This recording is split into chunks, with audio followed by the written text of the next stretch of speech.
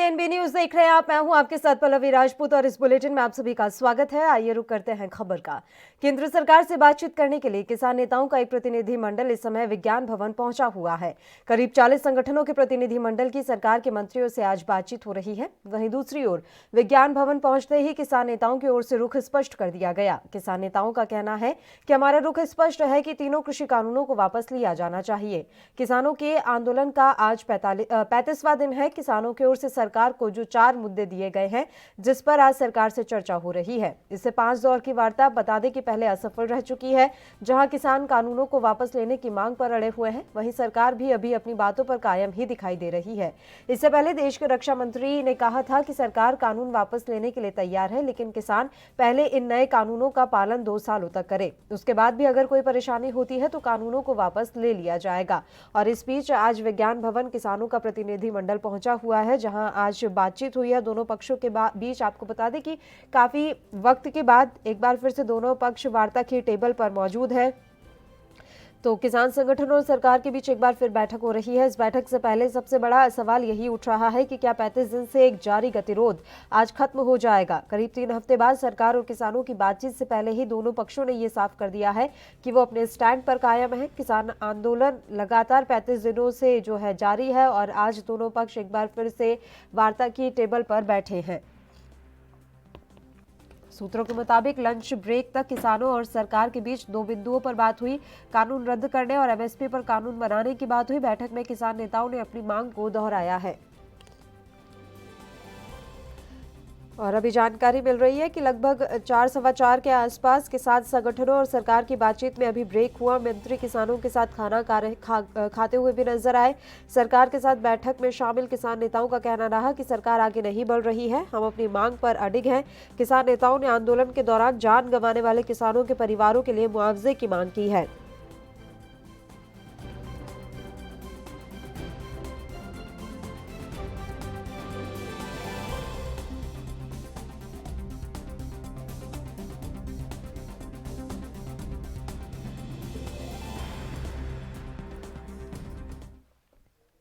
और इस मसले पर चर्चा की शुरुआत कर लेते हैं। 2 मेहमान इस समय लाइव हमारे साथ जुड़ गए हैं। सीधा उन्हीं का रुख कर लेते हैं और आपको मेहमानों से इस समय रूबरू करवा देते हैं। हरिओम त्यागी जी जो कि किसान नेता हैं और विवेक पाठक भारतीय जनता पार्टी से नेता, इस समय दोनों हमारे साथ लाइव जुड़ गए हैं। आप दोनों मेहमानों का बहुत बहुत स्वागत है एएनबी न्यूज पर। विवेक जी, पहले आपके पास आना चाहेंगे। 35 दिन से जो गतिरोध लगातार जारी था किसान संगठनों और सरकार के बीच, आज दोनों पक्ष वार्ता की टेबल पर है। उम्मीद की जा सकती है कि आज ये गतिरोध खत्म हो जाएगा। देखिए, सर्वप्रथम मैं आपके न्यूज चैनल के माध्यम से जानना चाहता हूं कि जिस तरह से किसान आंदोलन हुआ है और आंदोलन करने वाले और आंदोलन को हाईजैक करने वाले, इन दोनों का चेहरा आज सामने आ चुका है। मैं जानना चाहता हूं, क्या आंदोलन में इस राष्ट्र को आग के हवाले कर देना आंदोलन का हिस्सा है? टेलीकम्युनिकेशन को तबाह कर देना, आग जलनी करना, टावरों को आग के हवाले कर देना, भारी नुकसान पहुंचाना, टेलीकम्युनिकेशन जितनी भी कंपनियां हैं उनको तहस नहस कर देना, क्या ये आंदोलन का हिस्सा है? नहीं है। क्या ऐसी जगहों में देनी चाहिए, क्या नहीं देनी चाहिए, आप बताइए। मैं किसान नेता जी से बोलना चाहता हूं, पूछना चाहता हूं आज कि क्या ये इस तरह के आंदोलन होने चाहिए जो देश के लिए हित में ना हो? आंदोलन करिए, लेकिन राष्ट्र को आग के हवाले मत करिए। ये जनता है, सब जानती है ये लोग कौन है जो आपको और आपके कंधों पर बंदूक रख के इस देश को आग के हवाले करना चाह रहे थे। क्या यही आपका आंदोलन? ऐसे आंदोलन नहीं चाहिए, ऐसे आंदोलनों की जरूरत नहीं है। ना आप जैसे लोगों की जरूरत है जो इस देश को आग के हवाले करके तहस नहस कर दें। माफ करिएगा। जरूरत नहीं है जिनके राज्य में तमाम जो किसान हैं वो अपनी जान गंवा दें और 35 दिनों से जो किसान है सड़कों पर इतनी कड़कड़ाती ठंड में पड़े रहें। ऐसे किसानों का भी यही कहना है कि ऐसी सरकार की हमें जरूरत नहीं है। त्यागी जी आपके पास आना चाहेंगे। तमाम बातें उनके द्वारा कह दी गई हैं और आज बैठक हो रही है। उम्मीद की जा सकती है कि किसानों का ये प्रदर्शन आज खत्म हो जाए। तमाम मांगे जो है क्या वो मान ली जाएंगी सरकार की तरफ से?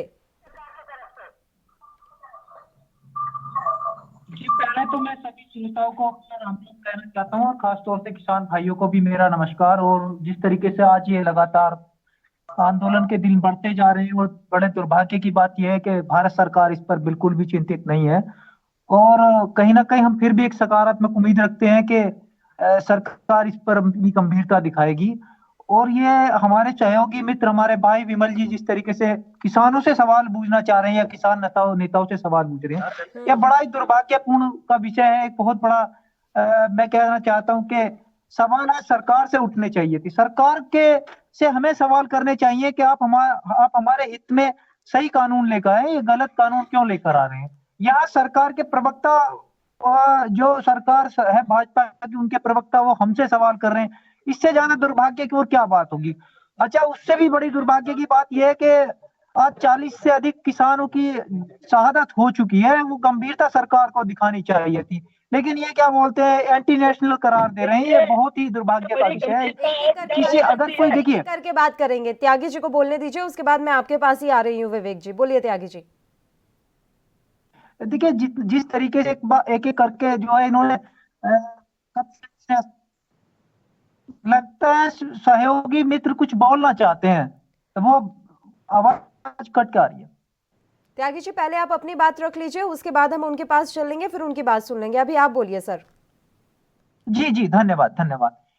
देखिए, जिस तरीके से एक के बाद एक किसान को कोई खालिस्तानी बता रहा है, कोई पाकिस्तानी बता रहा है, कोई बाहर से फंड बता रहा है, और ये बहुत ज्यादा निराशाजनक बात है। देश में जो प्रधानमंत्री नरेंद्र मोदी जी हैं वो हम सबके प्रधानमंत्री हैं, हमारे लिए आदरणीय हैं और हम अपने देश के प्रधानमंत्री का सम्मान करते हैं। लेकिन देश के प्रधानमंत्री को भी हमारी भावनाओं का कद्र करना चाहिए। वो हमेशा अपने दिल की बात रखते हैं, हमारे पीड़ा भी समझनी चाहिए। अब वो अपने मन की बात में जो दिल करे वो रख लेते हैं और हमारी सुनने के लिए तैयार नहीं है। यह बहुत दुर्भाग्य की बात है।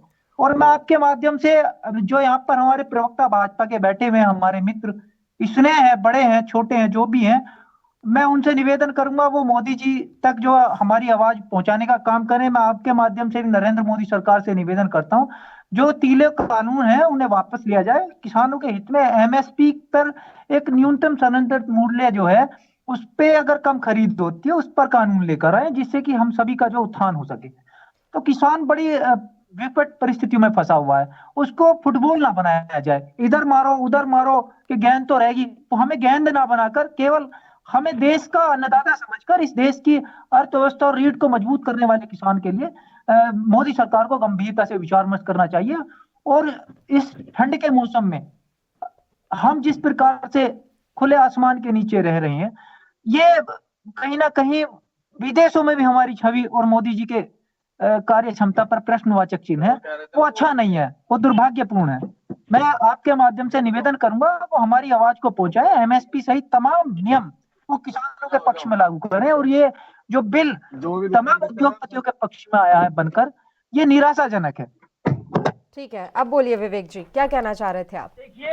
देखिए, मैं पूर्ण तरह से स्पष्ट कर दूं, एन केन प्रकारेण जिस तरह से मोदी जी स्वयं और भारतीय जनता पार्टी सेवक के रूप में काम कर रही है, और स्वयं मैं आपको बता दूं कि मोदी जी अन्नदाता और किसान के लिए भगवान मानते हैं। हम तत्पर 24 घंटे किसान की सेवा में हाजिर हैं। सबसे ज्यादा अगर किसान को सम्मान किसी ने दिया है तो वह भारतीय जनता पार्टी ने किसान सम्मान निधि देकर सबसे ज्यादा गौरव की बात और सम्मान दिया है, तो वह भारतीय जनता पार्टी ने दिया है। किसान की सम्मान की अगर बात की जाती है तो भारतीय जनता पार्टी का सर्वप्रथम नाम उच्च श्रेणी में ही नहीं, सबसे ऊपर की तालिका में दर्ज है। इस बात को सुन लीजिए। आप बात करते हैं किसान की, आप बताइए, हम किसान के हित की बात करते हैं, लेकिन क्या इस देश में हिंसा को कोई जगह है? किसान आंदोलन की आड़ में जो लोग इस देश के लिए हिंसा के मार्ग पे लेकर आ गए हैं, किसान तो कहां पर है? किसान खेत में है, लेकिन ये नकली किसान आकर के किसानों की हित की बात नहीं करते हैं, किसान को बदनाम करने की बात करते हैं। ऐसे लोगों की जगह इस भारत में नहीं है। ऐसी लोगों की जगह है तो सिर्फ और सिर्फ जेल में होगी। और सुन लीजिए, हिंसा को कदापि किसी भी तरह से कोई भी रिक्त स्थान की जगह नहीं है मेरे देश में। माफ करिएगा, आप बताइए, टेलीकॉम कंपनियों को, उनके टावरों को उखाड़ देना किसान आंदोलन का हिस्सा है? आप बताइए, मैं आपसे जानना चाहता हूं, आप हाँ कीजिए कि है कार काट देना, रेल सेवाएं ठप कर देना, यातायात को प्रभावित कर देना, जनजीवन कर देना। आप बताइए हिस्सा हो सकता है क्या? नहीं हो सकता ना। आपको 3 बिल से क्या परेशानी है? कोई परेशानी नहीं है। आप 3 बिल में कोई एक परेशानी बता दीजिए। हम जो बिल लेकर आए हैं वो सिर्फ और सिर्फ हित की बात करता है, किसान के हित की बात करता है, अहित की बात नहीं करता है। ठीक जिन है लोगों ने विवेक हित जी, की बात की थी वो आपके समक्ष ठीक है विवेक जी, परेशानी है तभी तो वो आज सरकार से वार्ता करने के लिए गए हैं। वो 4 मांगे अपनी बता चुके हैं, आप इतना परेशान मत होइए। आप दोनों मेहमान लगातार हमारे साथ जुड़े रहिए और आपको बता दें कि किसान संगठनों और सरकार के बीच 7वें दौर की बातचीत विज्ञान भवन में जारी है। आज प्रदर्शन का 35वां दिन है। वहीं 500 लोगों को खाना लेकर दिल्ली सिख गुरुद्वारा कमेटी की गाड़ी विज्ञान भवन पहुंची। केंद्रीय मंत्री पीयूष गोयल और नरेंद्र सिंह तोमर ने विज्ञान भवन में दोपहर के भोजन के दौरान किसान नेताओं के साथ खाना खाया, जहां सरकार 3 कृषि कानूनों पर किसानों के साथ बातचीत कर रही है। बता दें कि केंद्र सरकार और किसानों के बीच कृषि कानूनों को लेकर 7वें दौर की बातचीत जारी है। बातचीत दोपहर 2:30 बजे के करीब शुरू हुई, जिसके करीब 1.5 घंटे के बाद खाने का ब्रेक हुआ। पिछले सभी बैठकों की तरह इस बार भी किसानों ने अपना खाना सिंघू बॉर्डर से मंगवाया था, लेकिन इस बार केंद्रीय मंत्री पीयूष गोयल और कृषि मंत्री नरेंद्र सिंह तोमर ने भी किसानों के साथ लाइन में लगकर लंगर खाया। वही खाना जो किसानों के लिए लाया गया था वही मंत्री भी खाते हुए नजर आए। मेहमान हमारे साथ लगातार जुड़े हुए हैं। राधेश्याम त्यागी जी का रुख कर लेते हैं। सर, आज तो लंगर करते हुए भी मंत्री जी नजर आए हैं। कहीं ना कहीं जो रवैया है वो अब सॉफ्ट होता हुआ तो नजर आ रहा है, और जो बातें कही जा रही है विवेक जी की तरफ से कि ये क्या आंदोलन का हिस्सा है कि आप टेलीकॉम कंपनियों का नुकसान कर रहे हैं, आप टावर्स को आग लगा रहे हैं, तोड़फोड़ कर रहे हैं, क्या ये भी आपके आंदोलन का हिस्सा है?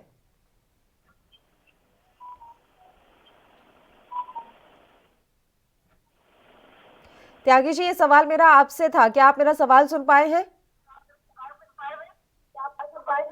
जी, मेरे से है क्या सवाल?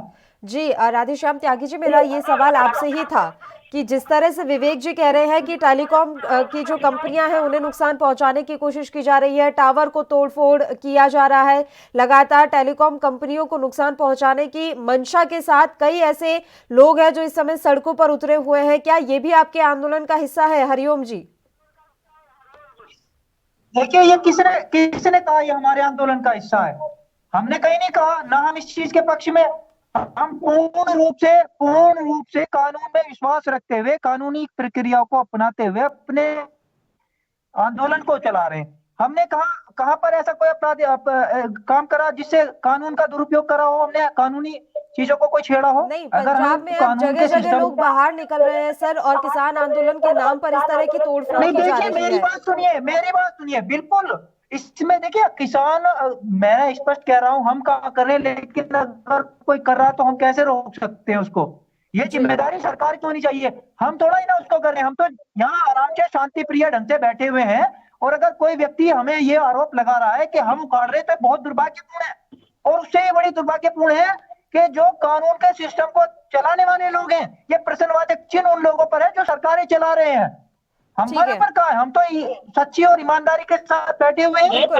बिल्कुल विवेक जी, हरिओम जी, बिल्कुल मैं तुरंत लौटूंगी आपके पास। एक छोटे से ब्रेक के लिए बुलेटिन में हमें यहाँ रुकना है, और आप देखते रहिए एएनपी न्यूज।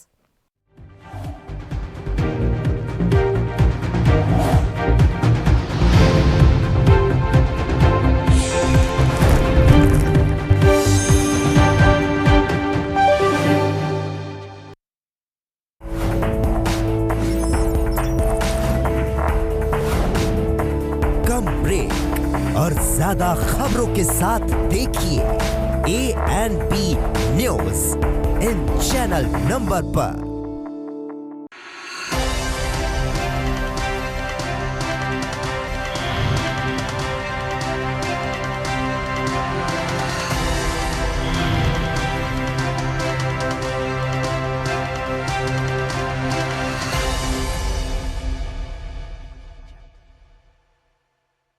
क्या आप दुबले पतले कमजोर हैं, आपकी सेहत नहीं बनती?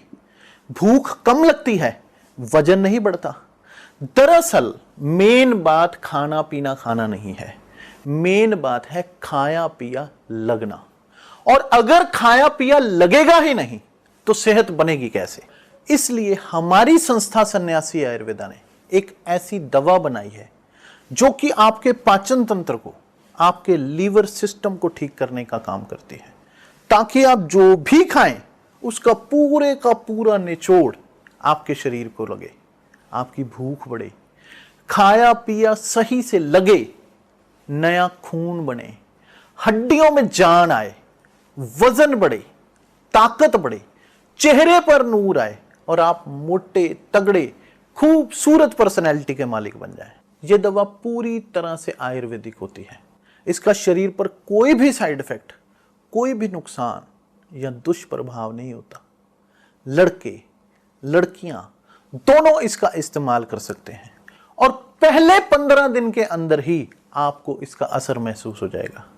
सिर्फ 650 रुपए की पूरे 1 महीने की दवा होती है और आप इसे घर बैठे 01145454545 पर फोन करके दवा मंगवा सकते हैं।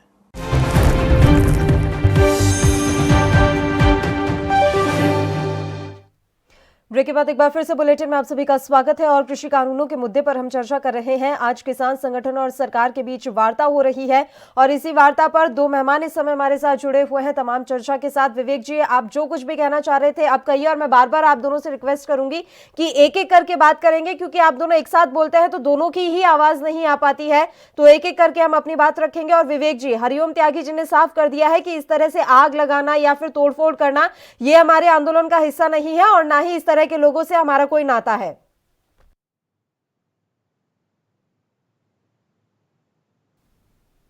विवेक पाठक जी, आवाज पहुंच रही है आप तक? आवाज आ रही है आप? विवेक पाठक जी, मैं कहना चाह रही थी कि हरिओम त्यागी जी ने कह दिया है कि ये तोड़फोड़ और आगजनी जैसी घटनाओं से हमारा कोई लेना देना नहीं है और किसान आंदोलन के नाम पर इस तरह की हरकतें जो लोग भी कर रहे हैं उनसे भी हमारा कोई नाता नहीं है। आप बताइए, वो इनके नाम बता दीजिए, वो ऐसे कौन लोग हैं? जब वो जानते ही नहीं है तो कैसे नाम बता देंगे? विवेक जी, जब वो जानते ही नहीं है तो नाम कैसे बता देंगे? ये नाम नहीं बताएंगे, ये बिल्कुल भी नहीं मानेंगे, ये बात पर भी नहीं आएंगे, अपना अड़ियल रवैया अपनाएंगे। हमने कहा है कि हम किसानों की हित की बात करते हैं और किसान के हित की ही बात करेंगे। आप बताइए, 3 बिल में भला कौन सा अहित हो गया? एक भी अगर ये अहित गिना दे मुझे। 3 बिल में हमने बोला है कि न्यूनतम समर्थन मूल्य मिलना चाहिए, नहीं मिलना चाहिए? बिल्कुल मिलना चाहिए। मोदी जी का इन्होंने कोई जवाब नहीं दिया। आप बताइए, अगर एक किसान एक राज्य से दूसरे राज्य में जाता है बिना किसी टैक्स के दिए अगर अपनी फसल को बेचकर आता है तो भला उसमें क्या बुरा है? आप बताइए मुझे। स्टोरेज, दाल, खाने का तेल, प्याज की बिक्री को छोड़कर पर प्रतिबंध से हटा दिया गया है। क्या घाटा है इसमें? जब कोई घाटा ही नहीं है तो आपकी सरकार संशोधन के लिए राजी क्यों हो रही है? क्यों 29 में से 27 चीजों के लिए संशोधन के लिए तैयार हो गई थी? अगर आपको घाटा ही नजर नहीं आ रहा है तो क्यों उन्हें अभी बैठने दिया गया है आंदोलन पर? आप भी अपने अड़ियल रवैये पर अड़ जाते हैं ना। आपको लग रहा है कि हमने तो एकदम कोई अच्छा तीर मार दिया है और कोई घाटा ही नहीं है। लेकिन बिल का नाम नहीं बताते। इनको दिक्कत कहाँ है, इनको पीड़ा कहाँ है? इनको पीड़ा ही खुद नहीं मालूम। ये अपना भी समय बर्बाद कर रहे हैं और इस देश राष्ट्र निर्माण में जो समय व्यतीत हो रहा है उसका भी ये समय खराब कर रहे हैं। मैं इनसे कहना चाहता हूं, अगर बिल की बात करेंगे तो बिल पर बता दीजिए आपको बिल में कहाँ दिक्कत है। एक नाम नहीं बता पाएंगे। इनको बिल पूछ लीजिए, कौन से 3 बिल हैं जिनमें आपको दिक्कत है, नहीं बताएंगे। आप बता दीजिए, केरल में एपीएमसी लागू नहीं हुआ करता था। त्रिपुरा में 25 साल से एमएसपी नहीं था। 2018 के बाद आने के बाद में वहां कृषि वृद्धि दर 6% थी, हमने 13% कर दी। किसानों का हित नहीं किया है हमने। इंटेलिजेंस ब्यूरो एक एक करके बात करेंगे। विवेक जी, आप अपनी बात जल्दी से खत्म कीजिए, फिर हम हरिओम त्यागी जी के पास जाएंगे। मैं वही कहना चाहता हूं।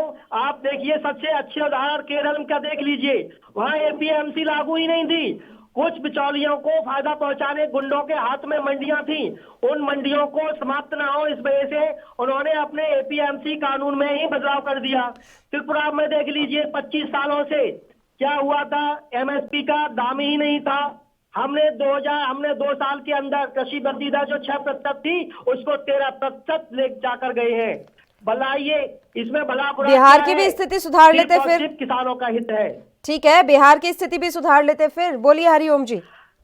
ये जो हमारे सहयोगी मित्र बैठ के बात बना रहे हैं, इनसे एक बार ये पता करना है, एपीएमसी की बात कर रहे हैं। एपीएमसी बिहार का उदाहरण देख लो, बिहार का सारा सिस्टम खराब हो चुका है। यहाँ बात बनाना और झूठ बोलना और आश्वासन झूठे देना बहुत आसान काम है, लेकिन जमीन पर जब वास्तविकता में आदमी काम करता है, धरातल पर उसके परिणाम कुछ और सामने होते हैं। इनको पता ही कुछ नहीं है। मैंने इनसे कहा कि आप बताइए बिल के कौन से पैराग्राफ पे लिखा हुआ है ये, तो बैठ के बात तो बना रहे हैं कि ये लिखा है ये। अरे कहाँ लिखा, कौन से पैराग्राफ पे लिखा, कौन से पेज पे लिखा है? जानकारी है नहीं है, आते यहाँ पे बैठ के बात करने के लिए। मैं खुला चैलेंज करता हूँ आपके चैनल के माध्यम से, ये 3 चीज बता दे मुझे।